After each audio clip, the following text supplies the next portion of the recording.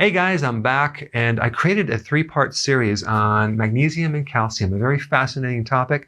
I'm going to start out with the basics, and we're going to focus on magnesium in this video. So magnesium is involved in over 300 enzymes. Enzymes are those proteins that do the work in the body, and they help the body in its chemistry. So magnesium is a mineral that is a co-helper in a lot of different things.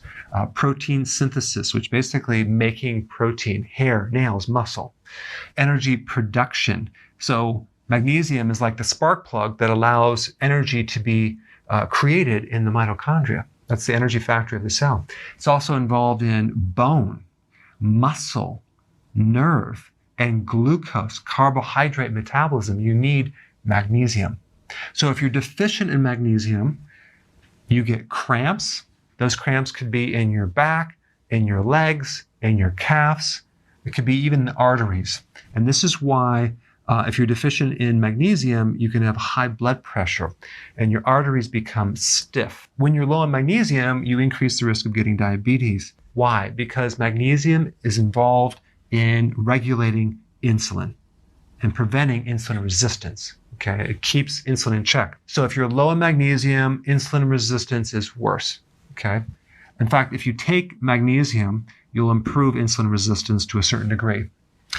Okay, kidney dysfunction. You need magnesium to make sure the kidney functions normally. If you're deficient in magnesium, you could develop arrhythmias, which is an abnormal heart rhythm. Mitral valve prolapse if you're deficient. Insomnia, increased stress and anxiety, and fatigue. Okay. Now, how do you become deficient in magnesium? One is from the diet. You're not consuming enough greens. Okay. At the heart of deep leafy green vegetables, you have chlorophyll, and magnesium is the mineral involved in the chlorophyll molecule. It's very similar in chemistry to blood. In blood, you have iron, and in chlorophyll, you have magnesium. Okay. So when you have too much calcium in the body, you can create a magnesium deficiency. And if you have insulin resistance, you're going to be deficient in magnesium because you can't absorb these minerals. So your glucose will stay a little bit higher. Now, when you consume refined foods, especially refined carbohydrates, you create a magnesium deficiency. And of course, eating junk food and drinking alcohol and sodas will also deplete you of magnesium.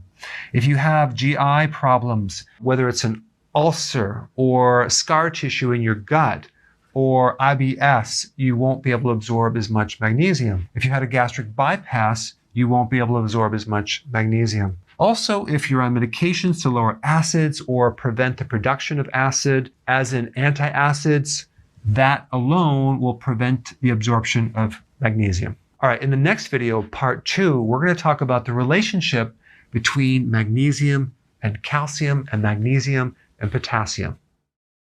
So if you want more knowledge on how to create a healthy body, subscribe now and get daily notifications.